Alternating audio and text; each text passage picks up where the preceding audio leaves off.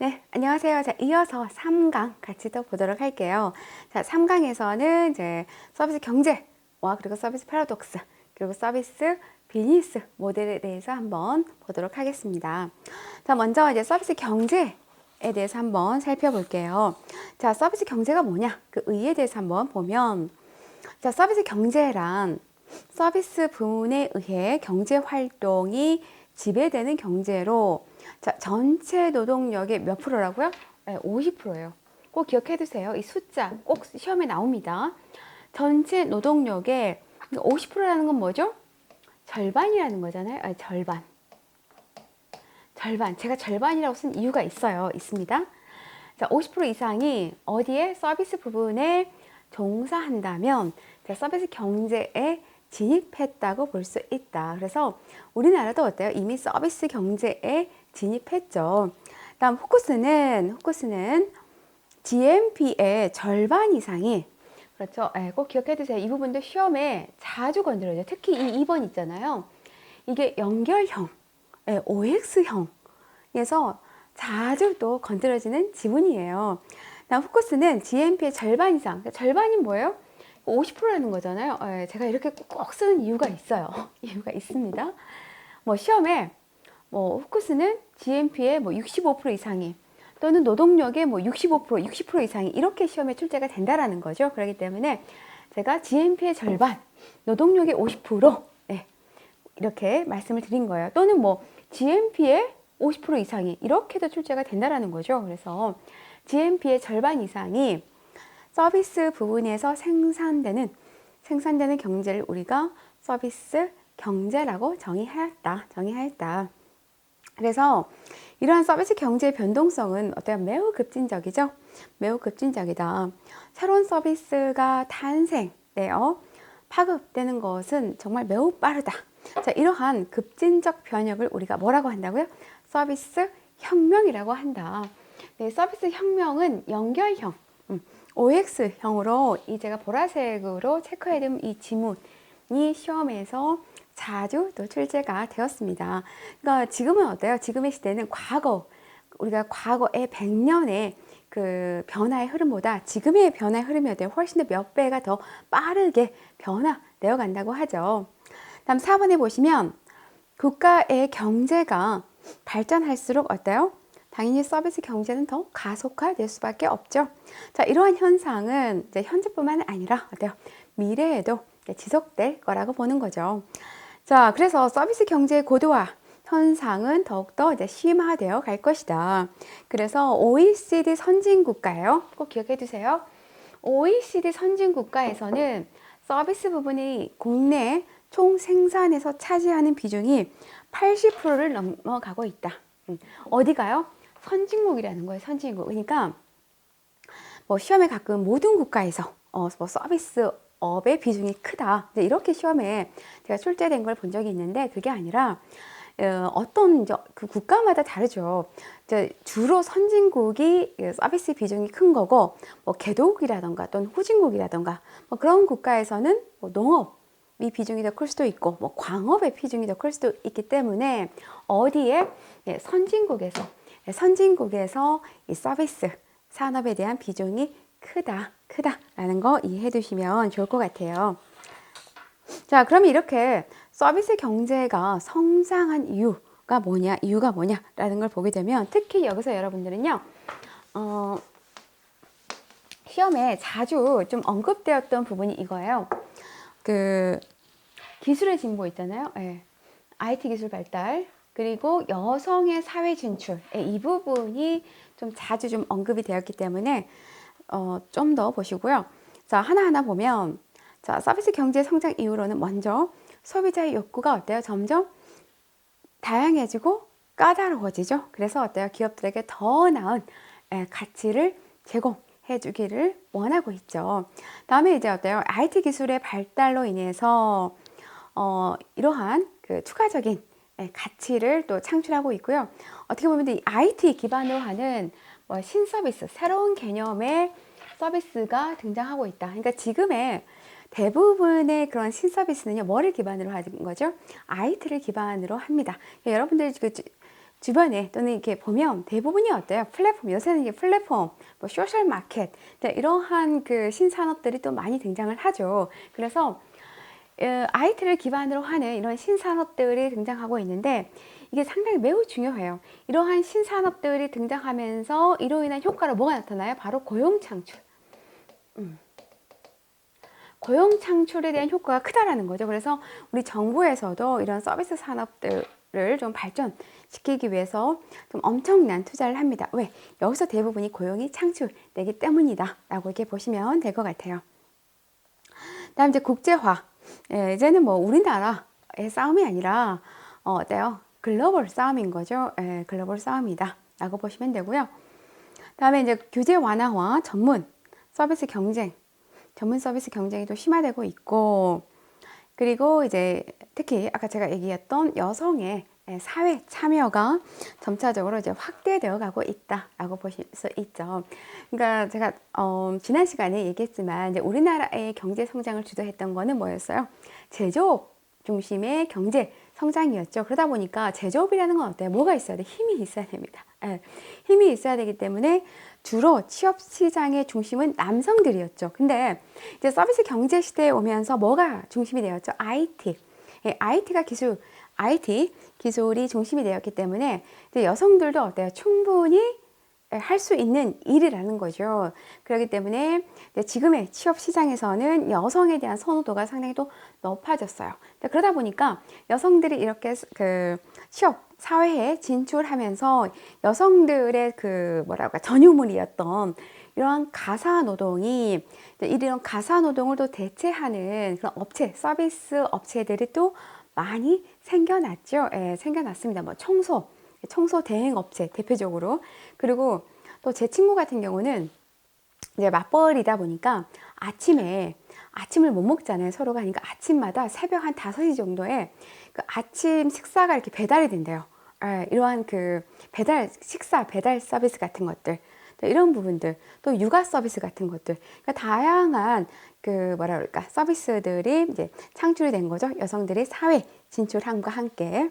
그다음 제품의 이제 복잡화가 증가가 되었죠. 그래서 이제 아무래도 이제 제품 자체가 계속해서 복잡화되다 보니까 이로 인한 그 사용상의 어려움을 고객이라던가 또는 서비스를 제공하는 종사원들도 모두 같이 겪고 있죠.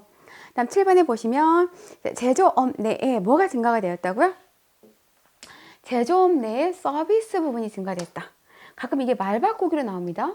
뭐 서비스업의 제조 부분이 뭐 증대됐다. 뭐 이런 식으로 말 바꾸기로 출제가 되는데 이건 아니죠. 그다음에 경제 발전에 따른 산업 구조가 어때 이제 점차 변화되어 가고 있죠. 산업 구조가 변화되어 가고 있다. 그러니까 쉽게 우리가 얘기해서 뭐 1차 산업혁명, 2차 산업혁명, 뭐 3차 산업혁명, 지금은 어때 4차 산업혁명까지 이렇게 오면서 산업 구조가 어때요? 점차적으로 변화되어 가고 있죠. 그리고 이제는 어때요? 산업 간에 그럼 뭐 제조업, 서비스업이다 라고 뭔가 정확하게 우리가 설명할 수 없을 정도로 어때요? 그 경계선이 무너지고 있죠. 산업 간의 경계선이 또 무너지고 있다. 그다음에 이제 서비스 부분에 뭐예요? 서비스 부분의 지출 비중이 이렇게 확대되어 가고 있다. 아무래도 이제 서비스 제가 지난 시간에도 얘기를 했지만 눈 뜨고 잘 때까지 우린 대부분이 어때요? 서비스의 그 서비스와 관련된 걸 제공받잖아요. 그러다 보니까 아무래도 그 지출 또한 부분도 이러한 서비스 부분에 지출이 더 증가되고 있죠. 또 사람들의 삶의 소득이 높아지고 삶의 질이 높아지면서 자연스럽게 이러한 서비스 부분의 그런 지출 또한도 높아질 수밖에 없다라는 거죠. 네, 이렇게 해서 성장 이유까지 한번 살펴보았습니다. 자, 그럼 다시 한번 더 정리를 해보면, 자, 그럼 서비스 경제 현상을 또 다시 한번 정리를 해볼게요. 자, 정보통신 기술로 인해서 어때요? 다양한 신종 서비스가 등장하고 있다고 그랬죠. 그래서 지금의 대부분의 신종 서비스는 뭐를 기반으로 한다고요? IT 기반으로 한다. 많은 제조 기업들이 뭐가 되어 가고 있다고요? 서비스 기업화 되어 가고 있다는 거. 이 부분이 시험에서 자주 언급되었기 때문에 제가 이렇게 보라색으로 체크를 해 두었습니다. 그다음 소비자의 욕구가 다양해짐에 따라서 제품으로는 이를 충족시키기가 어렵기 때문에 더욱더 어때요? 이 서비스의 중요성이 더욱 커질 수밖에 없다. 커질 수밖에 없다. 그러니까 어떻게 보면 이 산업의 발전이 우리가 1차는 어때? 농업혁명 시대였잖아요. 네, 농업으로 시작을 하다가 다음에 뭐예요? 이제 제조업이죠. 네, 제조업. 그리고 이제 마지막이 서비스. 네, 서비스고 그 윗단계가 이제 어떻게 보면 서비스지만 서비스에서도 이런 기술, IT 정보통신이 줄을 이루고 있다라고 이렇게 볼 수가 있겠죠. 그래서 이렇게 산업이 흘러왔는데 자, 이러한 소비자의 욕구가 다양해지고 이렇게 어때요? 제품만으로는 충족하기 어렵기 때문에 이제 이 서비스의 중요성이 더욱 커졌다라고 이렇게 볼 수가 있겠죠. 다음 소비자가 제품 자체가 아닌 여러 가지 부수적인 서비스가 포함된 서비스 이제 패키지를 구매하려는 경향이 또한 커지고 있다.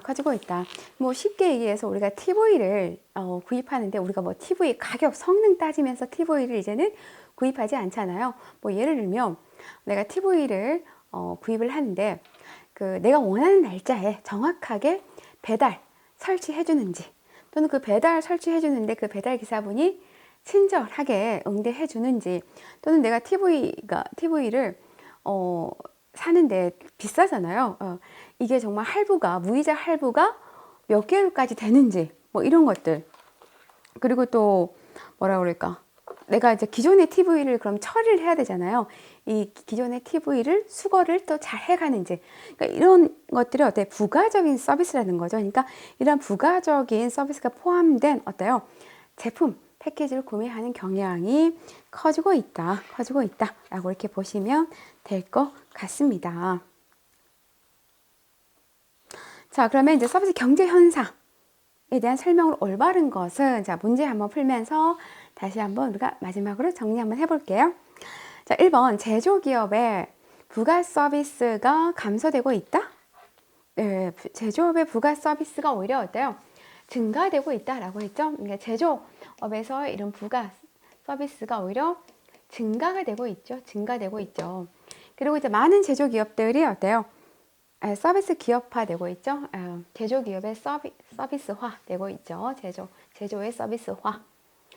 다음 3번 전통적인 서비스업이 지속적으로 시장에 존재하는 게 아니라 어때요?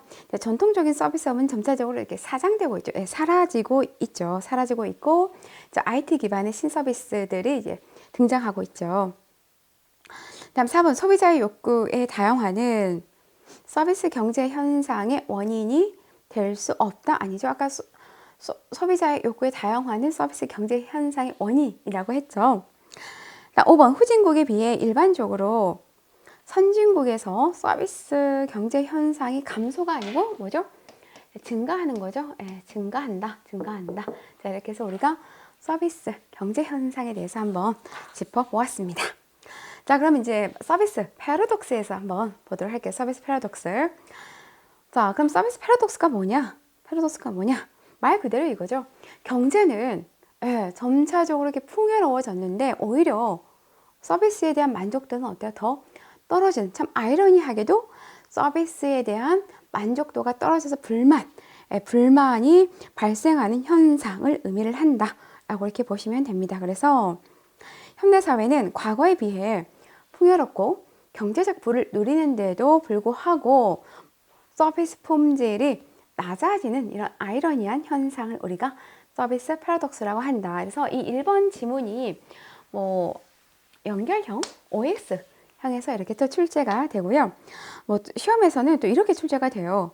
일반형으로 출제가 되는 경우에는 뭐 경제적으로 풍요로워지면서 서비스에 대한 만족도가 상승되는 거를 서비스 패러독스라고 한다. 이렇게 출제가 되는데 아니죠. 오히려 만족도가 떨어지는 것 또는 서비스 품질이 낮아지는 거라고 보시면 됩니다. 자, 그러면 이제 서비스 패러독스의 발생 원인을 좀 살펴보도록 할게요. 이 부분이 시험에 출제가 잘 되는 부분이기 때문에 이 부분은 여러분이 전체적으로 좀 공부하시는 게 필요합니다. 자, 서비스 패러독스의 발생 원인에 대해서 먼저 살펴보면, 자, 첫 번째, 고객에 대한 인식이 변화되었죠. 어떻게 변화되었느냐? 자, 고객 기대 수준은 어때요? 점점점 높아지죠. 자, 고객의 기대 수준은요, 절대 떨어지지 않아요. 떨어지지 않습니다. 점점점 높아짐에 따라서 제공되는 서비스를 어때요? 당연한 서비스로 이제는 여긴다라는 거죠. 그만큼 어때요? 고객들의 눈이 높아질 대로 높아졌다라고 보시면 되겠죠. 다음 서비스의 동질화. 자, 뭐로 인한 동질화냐? 바로 이 서비스의 공업화입니다. 즉, 공업화라는 건 서비스의 기계화죠. 네, 기계화. 서비스의 자동화. 이렇게 보시면 돼요. 그러니까 서비스가 뭘로 대체되는 거예요? 기계, 자동화로 대체되면서 서비스가 차별화, 원래는 서비스는 뭔가 뭐를 추구해야 돼요? 바로 이 차별화를 추구해야 되는데, 바로 이런 서비스의 기계화, 자동화로 인해서 어떤 서비스를 제공한다고요? 획일적. 그러니까 먼저 너무 동일화된 획일적 서비스를 제공하고, 어때요? 상황에 따라서 유연하게 대응하지 못하는 경직된 이염을 가지고 있죠. 아무래도 우리가 잡으세요. 자, ARS 생각을 해보세요. 내가 전화를 했습니다. 네, 몇 번 누르시고 되게 기계적으로 이렇게 안내를 하잖아요. 뭔가 유연하게 어때요? 기계로 대체됐기 때문에 기계가 유연하게 할 수 있나요? 못 하잖아요. 그렇기 때문에 바로 고객 상황에 따라서 어때요? 유연하게 대응하지 못하는 그러한 경직된 위험성을 가지고 있다. 그렇기 때문에 어때요? 서비스업에서 추구해야 되는 그런 차별화, 즉 개별화를 상실하고 있다라고 보시면 되고요.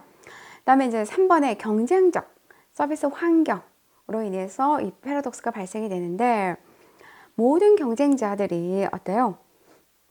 높은 수준의 기능적 서비스를 제공함에 따라서 차별화된 서비스 제공이 미흡하다. 그러니까 보세요. 지금은 모든 서비스가 어때요?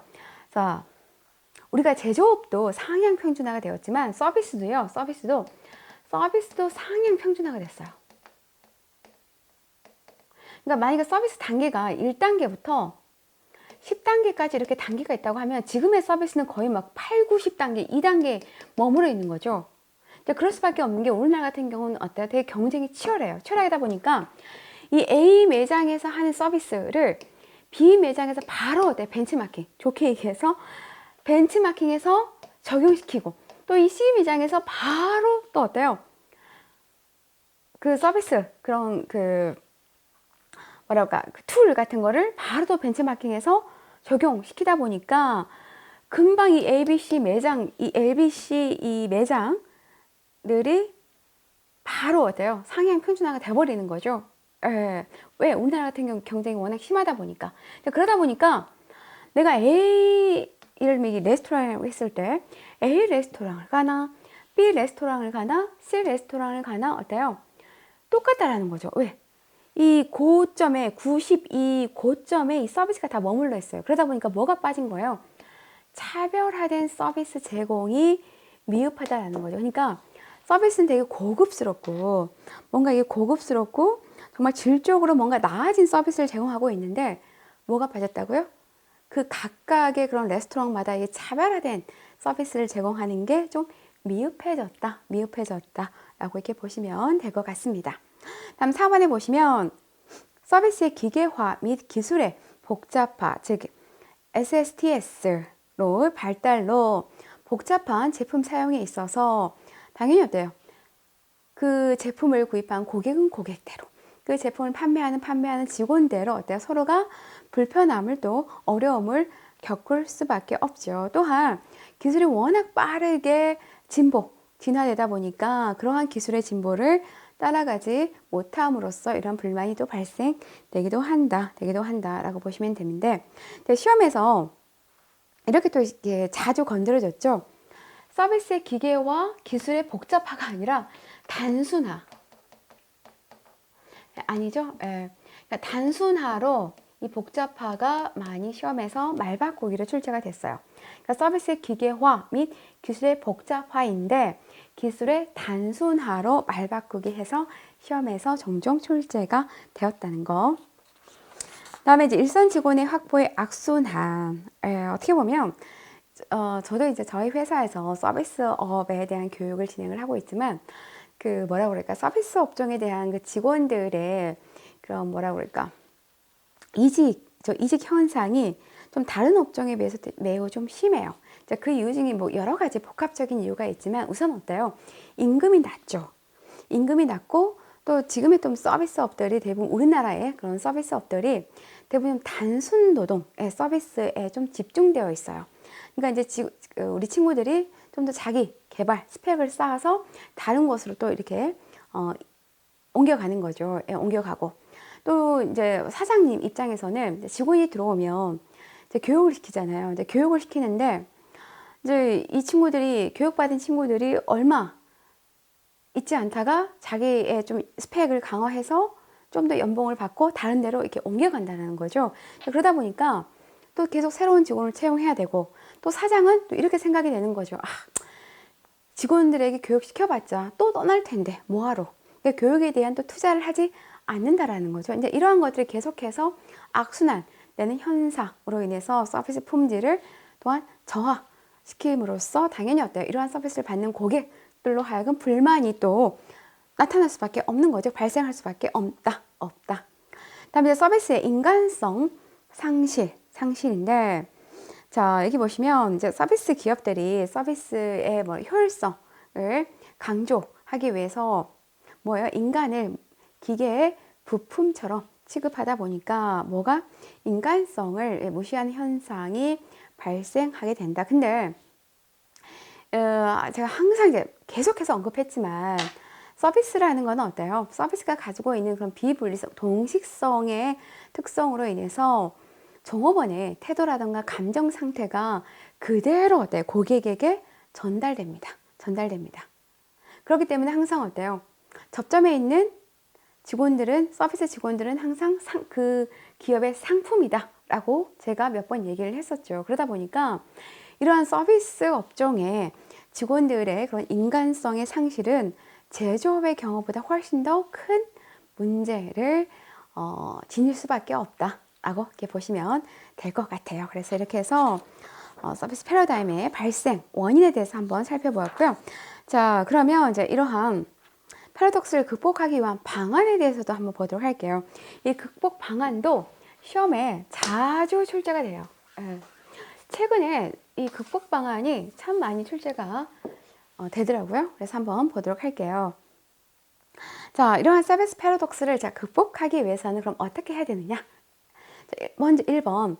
자, 고객에게 기대 수준을 조사하고 파악하여 기대에 맞는 서비스를 제공해야 됩니다. 그러니까 모든 서비스 업종들이 일률적인 그런 그 서비스를 제공하는 게 아니라 그 서비스 업종에 맞는 그 고객 기대에 맞게끔의 서비스를 제공해야 된다는 거죠. 예를 들면 자, 패스트푸드점이에요. 그러면 자, 패스트푸드점에서 고객이 원하는 것과 자, 고급 레스토랑에서 고객이 원하는 거는 다를 수 있죠. 다릅니다. 예를 들면 패스트푸드점은 고객이 막 무한한 친절을 원하지 않아요. 그냥 빨리 내가 음식을 시켰을 때 주기를 원해요.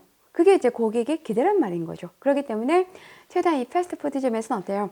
음식을 최대한 동일하게 어느 매장, 어느 점포든 간에 동질성을 가지고 동일하게 고객에게 신속하게 제공하는 게 필요하다라는 거죠. 근데 또 고급 레스토랑은 또 그게 아닐 수 있죠. 아닐 수 있기 때문에 이렇게 고객 기대 수준을 조사해서 거기에 맞게끔 서비스를 제공하는 게 필요하다.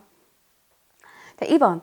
자, 서비스에 대한 지나친 과대 포장으로 인해서 어때요? 고객이 잘못된 기대를 형성하지 않도록 하는 게 중요하죠. 그만큼 서비스가 가진 가치만큼 약속을 해서 지나친 기대를 줄이는 게 필요합니다. 가끔 이것도 시험에 고객에게 좀 더 많은 약속을 한다. 많은 약속을 한다. 라고 하는데, 아니면 또 고객의 기대 수준을 높여준다 라고 하는데, 아니죠. 제공할 만큼의 기대를 하는 게 가장 좋겠죠. 다음 3번, 서비스의 기계화, 즉 SSTS 도입 시 당연히 어때요? 누구 중심으로? 고객 편의를 중심으로 도입해야 되는 거죠. 기업 편의를 중심이다? 아니죠.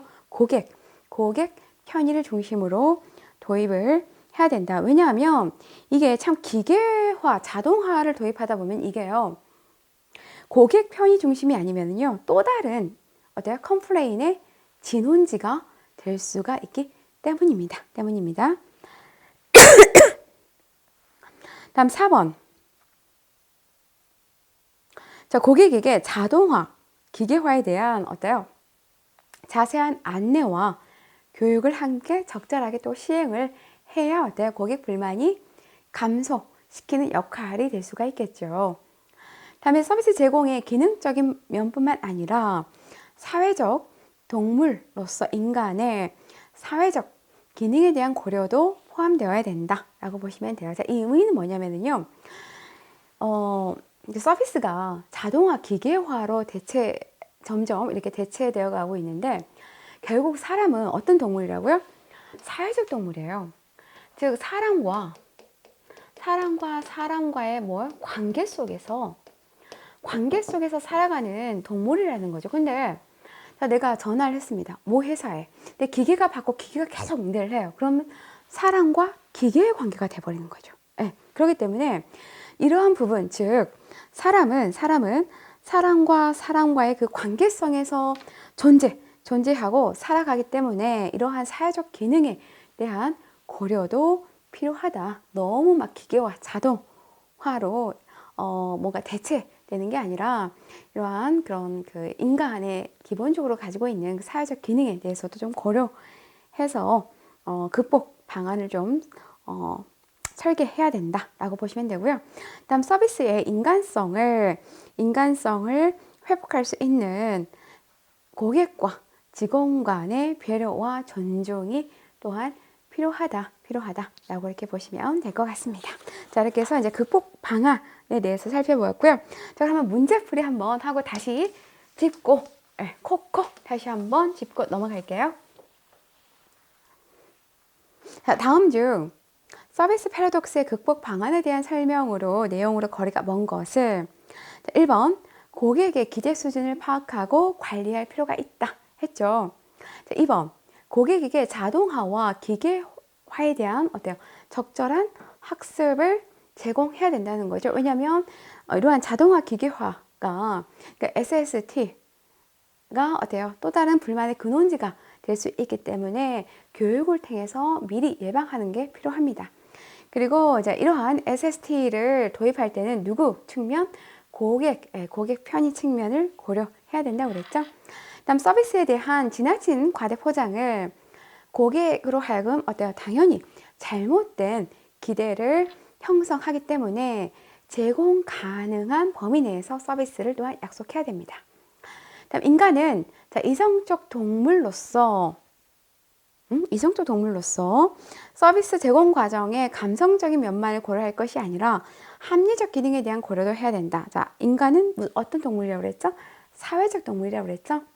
사회적 동물이기 때문에 합리적인 기능이 아니라 무슨 기능? 사회적 기능에 대한 고려도 해야 된다라고 했죠. 자, 그래서 답은 5번이다. 자, 다음은 이어서 이제 서비스 생태계 패러다임에 대해서 한번 보도록 할게요.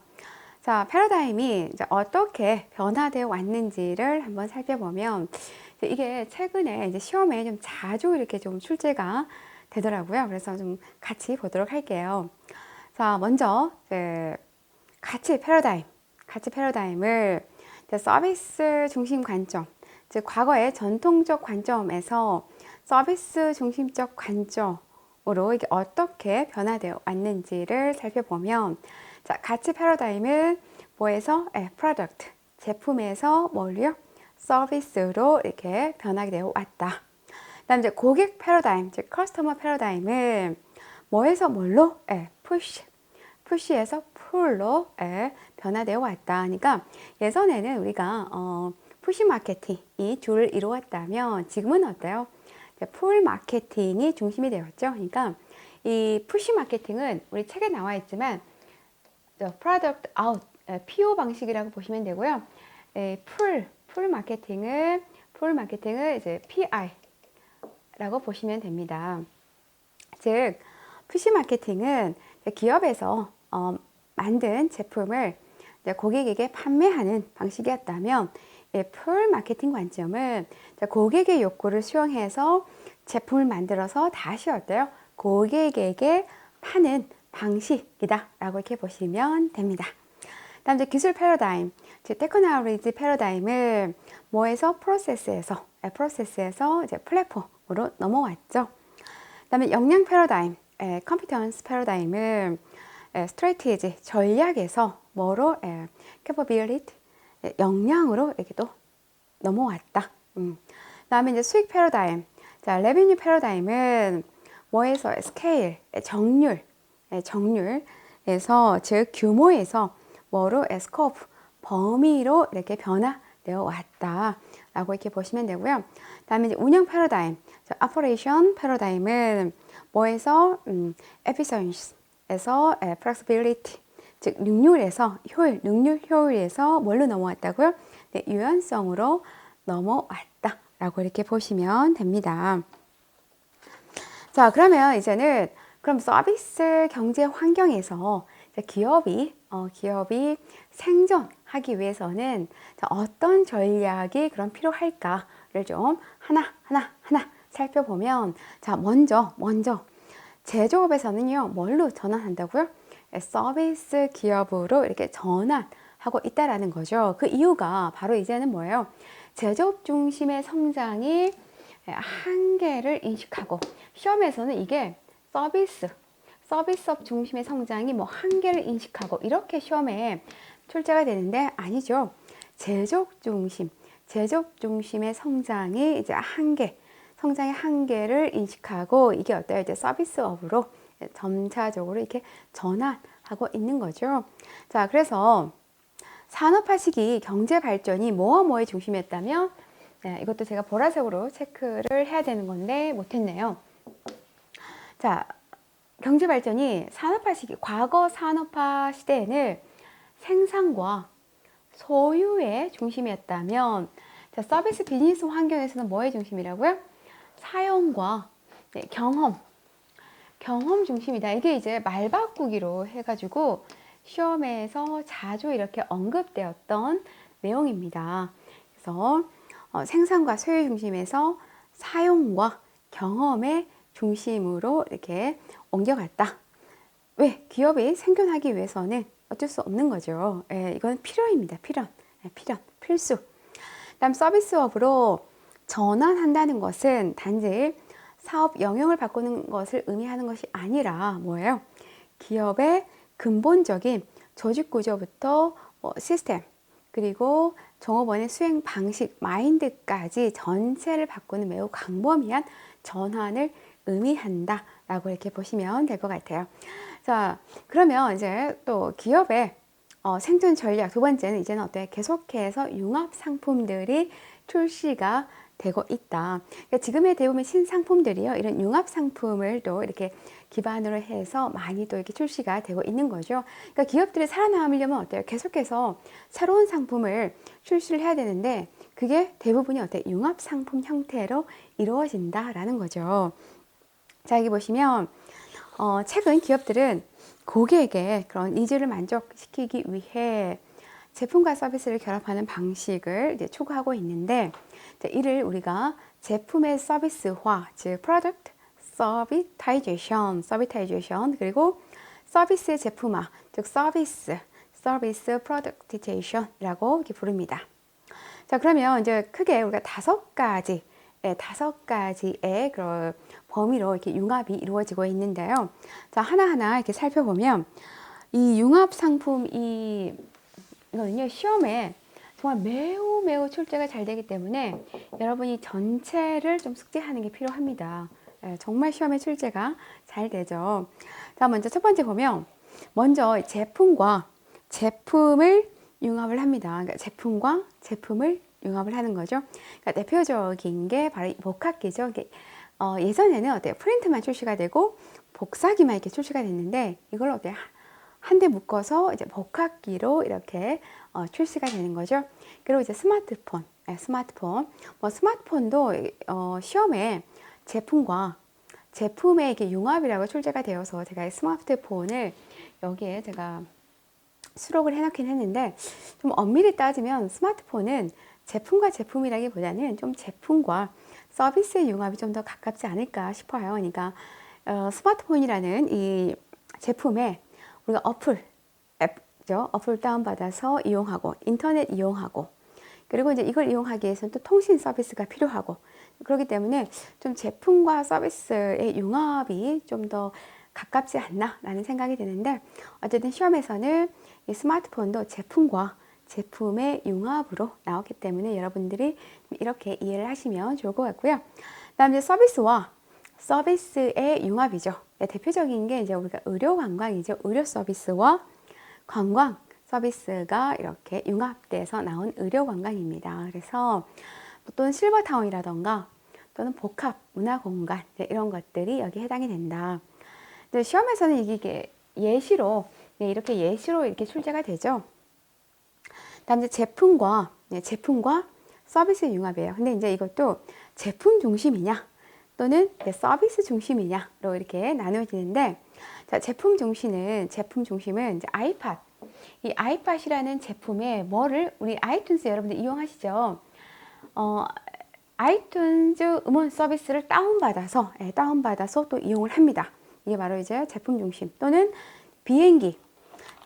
예를 들어서 그 시험에 롤스로이스 그 기업에서는 비행기 엔진을 판매하는데 거기에 플러스 뭐예요? 정비 서비스까지 추가로 해서 이제 확장시킨 거죠. 이게 바로 뭐냐라고 시험에서 출제가 되었는데 이거는 이제 제품과 서비스의 융합이다라고 이렇게 볼 수가 있겠죠. 다음 자동차의 금융 할부 서비스가 따라오는 것도 제품 중심의 제품과 서비스 융합이다라고 보시면 되고요. 그다음 이제 서비스 중심은 이제 공연했던 그거를 어때요? CD로 제작해서 판매를 하는 거죠. 그리고 이제 컨설팅 했던 그 결과를 책으로 엮어서 또 출간하는 것도 이제 서비스 중심의 제품과 서비스의 융합이다라고 이렇게 보시면 될 것 같습니다. 다음은 이제 제품의 서비스화인데요. 여기 보시면 제품의 서비스화 그리고 서비스의 제품화는 이 의미 있죠. 이 의미가 연결형 또는 이 OX형으로 출제가 되었기 때문에 이것도 기억을 해두세요. 자, 제품의 서비스화라는 거는 말 그대로 이제 제품을 서비스화 시키는 거죠. 그래서 제품 또는 제품의 기능을 서비스화하여 제품과 서비스가 결합된 상품을 운영을 한다. 대표적인 게 이제 정수기의 렌탈 방식이죠. 그러니까 과거에는 이 정수기 이제 어떻게 초창기 웅진코웨이죠. 예, 웅진코웨이인데 웅진코웨이에서 이 정수기를 그냥 판매를 했어요. 제품으로. 그러니까 한 대 80만 원, 120만 원 이렇게 해서 판매를 했는데 97년도에 이 IMF가 터지면서 이제 기업이 휘청거리기 시작을 한 거죠. 매출이 확 급락되면서 그렇죠. 그 시대에 누가 이 비싼 돈을 한꺼번에 지불하고 정수기를 구입하겠어요. 엄두가 안 나는 거죠. 그래서 이 위기를 타개하기 위해서 그때 웅진코웨이 회장이 바로 이 정수기를 어떤 방식으로 바로 렌탈 방식으로 돌린 거죠. 그러니까 어떻게 보면 우리나라에서 최초로 이 렌탈 방식을 도입한 건 좀 웅진코웨이라고 할 수가 있다. 그래서 정수기의 렌탈 방식은 제품을 서비스화하는 것이라고 보시면 되고요. 그리고 이제 엘리베이터의 유지, 보수도 제품을 서비스화한 것이다 보시면 됩니다. 그다음에 서비스의 제품화인 거죠. 그러니까 서비스의 기계화, 서비스의 자동화, 서비스의 공업화라고 이렇게 보시면 되는데요. 서비스를 강화하기 위해서 이제 부가적으로 어때요? 거기에 자동화하여 이제 대량 생산하는 제조업 형태를 추구하는 거죠. 추구하는 겁니다. 그래서 대표적인 게 우리 일상에서 가장 많이 보는 어때요? 터치패드, 키오스크 같은 거죠. 예, 그리고 뭐 농촌 체험 마을의 관광 상품 또는 관광 안내 단말기. 예, 여러분들 뭐 관광 안내할 때 단말기 끼고 이렇게 듣잖아요. 이제 이런 것들이라고 이렇게 보시면 된다. 여기서 보시면 제품의 서비스화는요. 이 제품의 서비스화는 그 정보, 그러니까 정보 커뮤니케이션의 그런 기술 발전을 이러한 서비스의 제품화를 촉진시키고 있다라는 거 기억을 해두세요. 자, 이렇게 해서 우리가 융합 상품까지 알아봤습니다. 융합 상품. 자, 다음은 자, 그러면 이제 우리가 지금까지 했던 내용에 대해서 다시 한번 이제 정리해 보도록 할게요.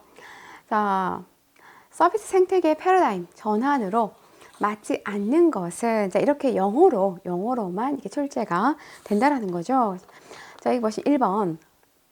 자, 밸류 패러다임을 뭐에서 뭐로? 프로덕트에서 서비스로 옮겨갔다라고 했죠. 그다음 커스터머 패러다임을 아까 얘기했죠. 푸시에서 풀로 옮겨갔다라고 했죠. 그다음 오퍼레이션 패러다임을 에피션시에서 플렉서빌리티로 넘어갔다고 했죠. 옮겨갔다. 그다음 레비뉴 패러다임을 뭐에서 뭐로 갔다고 그랬죠? 아, 여기가 틀렸네요. 그렇죠? 스케일에서 규모, 정량에서 스코프, 범위로 옮겨갔다라고 했죠. 다음 테크놀로지 패러다임은 프로세스에서 이제 플랫폼으로 이렇게 많이 넘어왔죠. 자, 이렇게 해서 이제 패러다임 전환 문제 살펴보았고요. 다음은 이제 융합 상품. 자, 융합 상품의 형태의 연결이 바르지 못한 것은 1번. 자, 제품과 제품의 융합을 아까 얘기했죠? 스마트폰과 복합키, 프린트 복합키 맞죠? 다음 서비스와 서비스의 융합은 의료관광, 실버타운, 복합 문화공간 이것도 맞죠? 다음 3번 제품과 서비스의 융합은 컨벤션 센터와 백화점 문화센터. 아, 이건 책에도 없었죠. 네, 이게 틀린 거죠? 네, 이게 틀린 내용이다. 3번. 다음 제품의 서비스화. 제품의 서비스화는 렌탈 방식, 꼭 정수기가 아니더라도요. 렌탈 방식 형식, 그리고 이제 엘리베이터의 유지 보수 등이 여기에 해당된다. 다음 서비스의 제품화는 키오스크, 터치패드 맞죠? 자, 이렇게 해서 우리가 융합 상품까지 한번 이렇게 살펴보았습니다. 네, 수고 많으셨습니다.